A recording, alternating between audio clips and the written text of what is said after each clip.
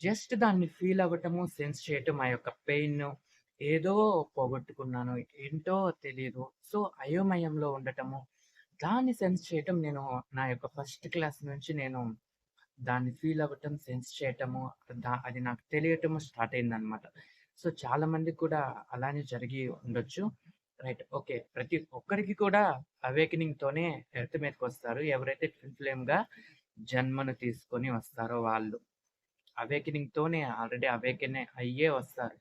కానీ తెలుస్తూ ఉంటుంది. రైట్. అలా అన్నమాట.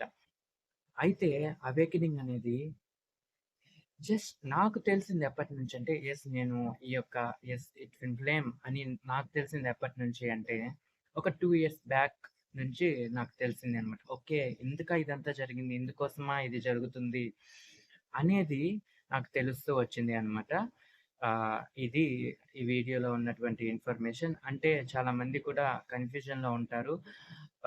అసలు ఎలా గుర్తుపట్టటం ట్విన్ ఫ్లేమ్‌ని అనే చాలా కన్‌ఫ్యూజన్‌లో ఉంటారు. సో, నేను కొన్ని ఆహ్, దీనికి ముందు 2 వీడియోస్ కూడా చేసున్నాను. ట్విన్ ఫ్లేమ్ సైన్స్ అని.